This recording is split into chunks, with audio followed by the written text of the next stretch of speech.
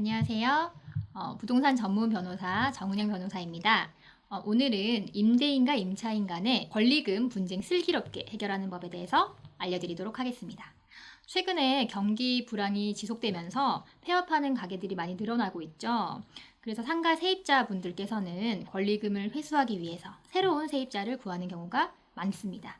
그런데 이러한 경우에 임대인이 신규 세입자와 계약을 체결하지 않으면 권리금을 회수하기 어려워지는 경우가 많이 있는데요. 이런 임대인의 행동이 임대차 보호법상의 정당한 사유가 있을 때가 아니면 권리금 회수 방해 행위에 해당이 될 수가 있습니다. 오늘은 권리금 회수 방해 행위에 해당되는지에 대해서 여러 가지 법률 문제를 알려드리도록 하겠습니다. 네, 먼저 권리금에 대해서 설명을 드리면요. 권리금이라는 것은 상가 임차인이 상가를 운영하면서 형성한 영업적 가치에 대해서 새로운 임차인으로부터 받는 금전적인 혜택을 의미합니다. 이거는 이제 상가 임대차 보호법이라는 상인법에서 모두 보호를 받고 있는 그런 제도인데요.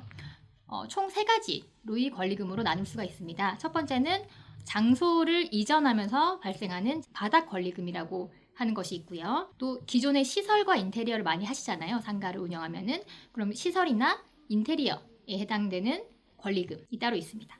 그리고 기존에 이제 상가를 영업하시다 보면은 고객들이 많이 있으시죠. 그래서 기존의 고객층 그리고 거래처에 대한 영업적 가치를 포함한 영업 권리금으로 총 3가지로 구성이 됩니다. 과거에는 이런 임차인이 권리금을 보호받는 것이 굉장히 쉽지가 않았습니다. 그런데 2015년에 상가임대차 보호법이 개정되면서 권리금 보호 규정이 신설되었습니다.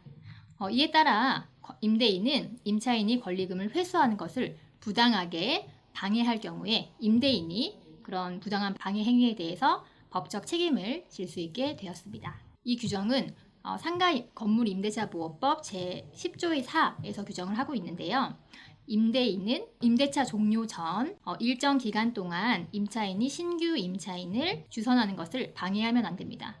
쉽게 말하면은 기존 임차인이 상가에서 임대차 계약을 종료하고 싶습니다 라고 했을 때 임대인이 알겠다. 그런데 그 임차인 입장에서는 새로운 임차인이 들어와야지 새로운 임차인으로부터 권리금이라는 것을 받을 수가 있거든요.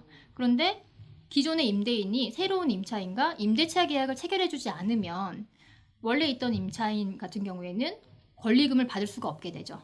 그래서 이런 경우에 분쟁이 많이 발생을 하는 거거든요. 임대인 입장에서는 새로운 임차인이 들어오는 것이 반갑지가 않은 경우들이 많기 때문에 새로운 임차인을 데리고 와도 여러 가지 이유를 대면서 임대차 계약을 체결하지 않는 경우들이 많이 있습니다. 그래서 이러한 경우에 어떠한 행위의 경우에는 정당한 사유로서 새로운 임차인과의 임대차 계약 체결을 안 할 수 있는 그런 사유들이 있는데 거기에 해당되지 않는 경우에는 정당한 사유가 없기 때문에 새로운 임차인과의 임대차 계약을 체결하지 않는다면 그게 부당하게 임차인의 권리를 회수하는 것을 방해하는 행위에 해당이 될 수 있다라고 상가 임대차 보호법에서 규율을 하고 있는 것입니다. 네, 그러면은 임대인 입장에서 새로운 임차인과의 계약을 체결하는 것이 권리금 회수 방해 행위에 해당이 되지 않기 위해서는 어떻게 하면 될지에 대해서 조금 설명을 드리도록 할게요. 먼저 이제 무조건 임대인 입장에서 무조건 새로운 임차인이 싫다라고 하시면 당연히 안 되겠죠.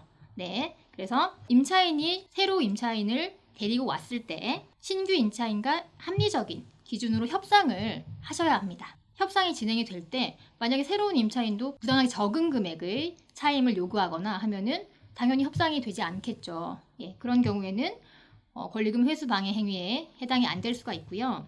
두 번째로 임대료도 만약에 임대인이 새로운 임차인과 계약을 체결할 때 갑자기 월 임대료를 100만 원으로 하던 곳을 1000만 원을 달라라고 하면은 부당하게 과다한 임대료를 요구하는 것이 되기 때문에 그런 임대료 책정의 객관적인 기준을 마련을 해서 너무 과다한 임대료를 요구하는 것도 안 됩니다. 그리고 예를 들어서 새로운 임차인이 왔을 때 기존에 있던 시설을 다 철거하라고 강요하거나 그런 행위들도 다 권리금 회수 방해에 해당이 되기 때문에 꼭 유의하셔야 될 것 같습니다. 그럼 임차인 입장에서 신규 임차인을 주선할 때 몇 가지 지켜야 될 요건이 있는데요.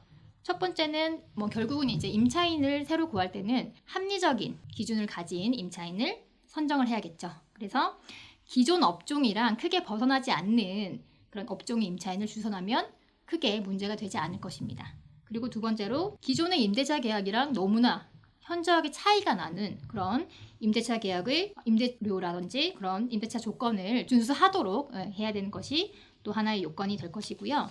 또 세 번째로는 임차인이 예를 들어서 신용이 좋지 않은 사람, 신규 임차인이 차임을 계속 연체할 가능성이 매우 높다든지 그런 경우에는 재정 능력, 또 영업 능력을 검토해서 영업 능력, 재정 능력이 좋은 사람을 주선하는 것이 훨씬 새로운 임대인과의 계약을 체결하는 게 원활하게 되겠죠. 그리고 임대인에게도 충분한 이런 정보를 제공을 해야 임대인 입장에서도 새로운 신규 임차인과의 계약 체결을 꺼려하지 않게 될 것 같습니다. 마지막으로 만약에 이제 임차인 입장에서 권리금 회수를 방해받았을 때 임차인이 어떻게 대처해야 되는지에 대해서 설명을 드리면요. 먼저는 사실 어떤 바로 법률적으로 소송을 한다든지 그런 것들은 좀 지양을 하시는 게 좋을 것 같고요. 첫 번째로는 임대인이랑 잘 협의를 해보시는 게 좋을 것 같습니다. 왜냐하면 임대인과 원만한 협의를 해서 문제를 해결을 하면은 가장 빠르게 문제를 해결할 수 있는 방법이기 때문에 최대한 원만하게 협의할 수 있도록 노력을 해야 될 것 같고요. 두 번째로 그래도 원만하게 협의를 하려고 했는데도 임대인이 부당하게 계속 신규 임차인과의 계약을 체결하지 않겠다라고 하는 경우에는 임대인이 이렇게 그 권리금 회수를 방해하는 것과 관련한 증거, 예를 들어서 문자 메시지가 있겠죠. 또는 통화 내역, 여러 가지 이메일이라든지 그런 증거들을 확보를 해서 향후에 소송을 하게 되면 그런 것들을 좀 사용할 수 있는 증거들을 확보하시는 것이 중요할 것 같습니다. 그리고 또 하나는 문자 메시지 증거 이런 것도 중요하지만 일단은 그러니까 새로운 임차인의 계약을 체결하지 않는 임대인에게 어떤 자기의 권리를 주장하기 위해서는 내용 증명을 발송하는 것도 하나의 큰 공식적인 증거가 될 수 있을 것 같고요. 만약에 그렇게 임대인의 행위가 권리금 회수 방해에 해당이 된다라고 되면은 결국은 손해배상 청구 소송을 통해서 임대인의 방해로 인해서 발생한 손해를 청구를 할 수 있다는 점 알고 계시면 될 것 같습니다. 네, 권리금 문제로 계속해서 고민을 하고 계시는 분들 같은 경우에는 부동산 전문 변호사와 상담을 하셔서 정확한 법적 조언을 얻으시기 바랍니다. 네.